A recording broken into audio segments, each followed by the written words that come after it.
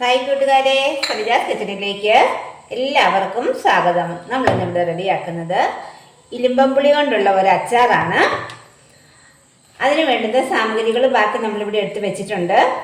ഇതിപ്പം ഇത് ക്ലീൻ ചെയ്തതിന് ശേഷം 2 ദിവസം നമ്മൾ ഉപ്പുകല്ലിട്ട് വെച്ച് ഇലിമ്പിക്കായാം. 2 ദിവസം ആയതുകൊണ്ട് അതുകൊണ്ടാണ് ചില ഭാഗത്തൊക്കെ പച്ചപ്പുണ്ട്. ഇനി നമ്മൾ ഒരു പീസ് കായം എടുത്ത് വെച്ചിട്ടുണ്ട്. ഇത് നമുക്കിനി ഒന്ന് വറുത്ത് പൊടിച്ചെടുക്കണം.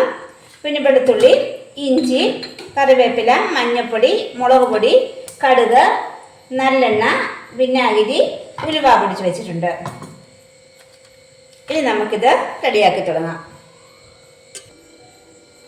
ഉരുളി ചൂടായി വരുമ്പോഴേക്കും നമുക്കതിലേക്ക് നല്ലെണ്ണ ചേർത്ത് കൊടുക്കാം. ഇതിപ്പം പുളി ഉള്ളതുകൊണ്ട് നമ്മൾ അലുമിനിയം പാത്രത്തിൽ ഉണ്ടാക്കുന്നില്ല, സ്റ്റീൽ പാത്രത്തിലാണ് ഉണ്ടാക്കുന്നത്.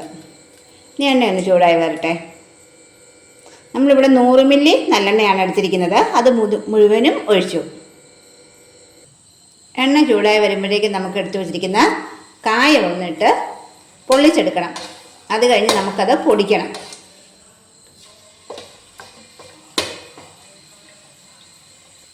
കായം നന്നായിട്ട് പൊള്ളി നമുക്കിനി ഇത് എണ്ണയിൽ നിന്നും കോരി മാറ്റാം. ഇനി നമുക്ക് ആ എണ്ണയിലേക്ക് തന്നെ ഒരു 1.5 ടീസ്പൂൺ കടുകിട്ടൊന്ന് പൊട്ടിച്ചെടുക്കാം. കടുക് പൊട്ടി വന്നാൽ ഒരു 3-4 വറ്റൽമുളക് നുറുക്കിയതാണ്, അത് ചേർത്ത് കൊടുക്കാം. ആ ഒപ്പം തന്നെ എടുത്ത് വെച്ചിരിക്കുന്ന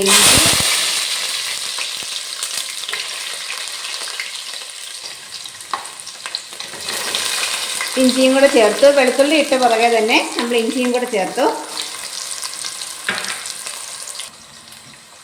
ഇനി ഇഞ്ചിയും വെളുത്തുള്ളിയും ഒരുവിധം ഒന്ന് മൂത്ത് വരുന്നിടം വരെ ഒന്ന് വഴറ്റിയെടുക്കാം. തീ ഒരു ലോ ടു മീഡിയം ഫ്ലെയിമിൽ വെച്ചാൽ മതി. ഇഞ്ചിയും വെളുത്തുള്ളിയും ഒരു 3/4 ഭാഗത്തോളം മൂപ്പായി കഴിഞ്ഞാൽ നമുക്ക് ഇനി എടുത്ത് വെച്ചിരിക്കുന്ന കറിവേപ്പില ചേർക്കാം. കറിവേപ്പില നന്നായിട്ട് തന്നെ ചേർത്ത് കൊടുത്തിട്ടുണ്ട്. ഇപ്പം നമ്മൾ ചേർത്ത് കൊടുത്ത ഇഞ്ചിയും കറിവേപ്പില, വെളുത്തുള്ളി എല്ലാം നന്നായിട്ട് മൂത്ത് വന്നു. ഇനി നമുക്കതിലേക്ക് ഏറ്റവും ലോ ഫ്ലെയിമിൽ വെച്ച് കൊടുത്തതിന് ശേഷം പൊടികൾ ചേർത്ത് കൊടുക്കാം. 2 വലിയ സ്പൂൺ മുളക് പൊടിയാണ്. ഇത് കാശ്മീരിയും സാദാ മുളക് പൊടിയും കൂടെ മിക്സ് ചെയ്തതാണ്. ഇനി ആ കൂട്ടത്തിലേക്ക് ഒരു 1/2 ടീസ്പൂണോളം മഞ്ഞൾപ്പൊടി ചേർത്ത് കൊടുക്കാം.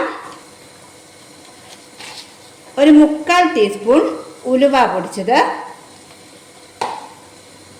1/2 ടീസ്പൂൺ കായം വറുത്ത് പൊടിച്ചത്. നമ്മളെടുത്ത് വെച്ച ആ കായത്തിൻ്റെ പകുതിയോളം മാത്രമേ ചേർത്ത് കൊടുക്കുന്നുള്ളൂ. ഇനി ഈ പൊടികൾ പച്ചമണം മാറുന്നിടം വരെ ഒന്ന് ഇളക്കി കൊടുക്കാം.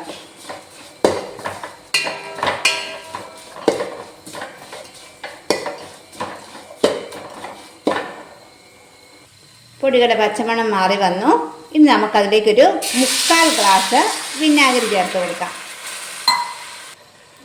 ഇനി നമുക്കതിലേക്ക് എടുത്തു വെച്ചിരിക്കുന്ന ഇലിമ്പമ്പുളി ചേർത്ത് കൊടുക്കാം. എല്ലാം കൂടെ നന്നായിട്ടൊന്ന് മിക്സ് ചെയ്തെടുക്കാം.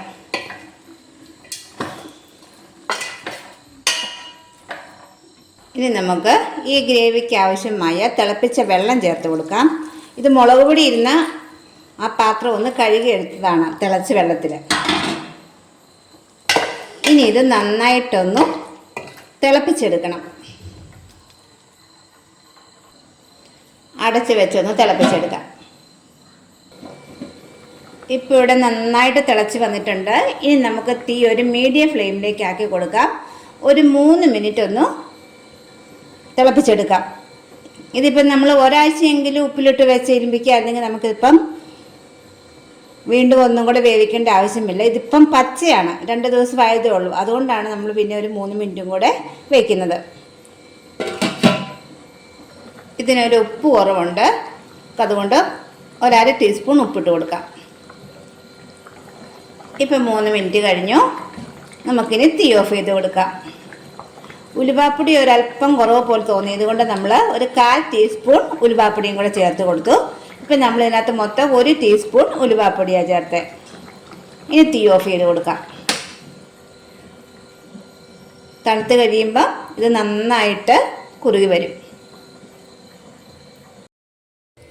നമ്മുടെ അച്ചാർ ഇവിടെ നന്നായിട്ട് തണുത്ത് കഴിഞ്ഞിട്ടുണ്ട്. ഇതിപ്പം നല്ല കുറുകനെയാണ് ഇരിക്കുന്നത്. അപ്പോൾ ഇത്രയേ ഉള്ളൂ. ഈ വീഡിയോ ഇഷ്ടമായാൽ എല്ലാവരും ലൈക്ക് ചെയ്യാനും ഷെയർ ചെയ്യാനും സബ്സ്ക്രൈബ് ചെയ്യാനും മറക്കല്ലേ. അടുത്ത വീഡിയോയുമായി നമുക്ക് വീണ്ടും കാണാം. എല്ലാവർക്കും താങ്ക് യു.